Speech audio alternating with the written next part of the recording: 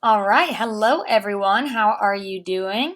If you are watching this video, this is the first assignment for the Thursday or Friday lesson, depending on your class period, and it is titled Denotation and Connotation.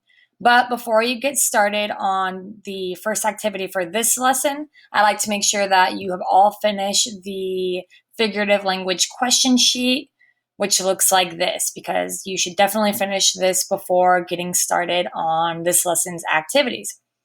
All right, so once you finish that activity, let's get into this one. So, denotation and connotation is the title. I believe that most of you are fairly familiar with these two terms. However, they're really important, and I'd like to review them before we go deeper into analyzing all summer in a day. So, many words have multiple levels of meaning. Denotation is the dictionary definition or the literal meaning of a word. Connotation, on the other hand, refers to the ideas and feelings that words invoke outside of its literal meaning. These can be positive, neutral, or negative. So, writers use these in a variety of ways. Writers often use denotation, the dictionary or literal definition, to make sure that their readers interpret their writing exactly as it's meant. So, readers can't really interpret it any other way because the language is so exact and specific. Readers use connotation to spark emotional responses from their readers. A writer's use of language can affect the text's meaning and mood. So this activity shouldn't take too long. It's very short, as you can see. But essentially what I want you guys to do is fill in all of these rows with the words denotative meaning and then the connotative meaning. And in your head, compare how the meanings contrast with one another.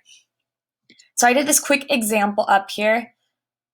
I am no entomologist, I'm no bug expert, so bear with me on my denotative meaning of butterfly and moth. But for butterfly, when I think of its literal meaning, I think of something like just a small insect that flies with two pairs of wings and maybe some antennas.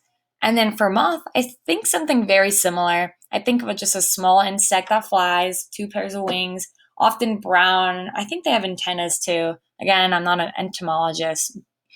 The connotation is much more meaningful to me. If I read the word butterfly, I would think positively in general, which is why I wrote this plus here.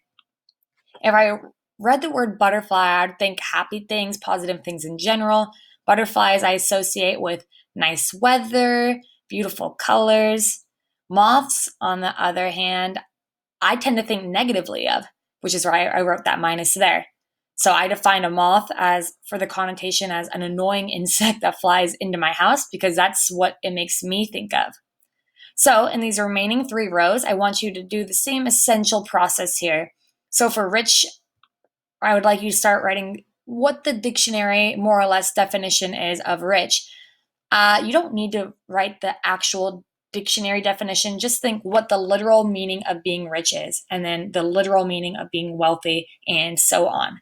And then again, on the other side here, you're going to write what overtones does a word carry. So what does being rich make you think of?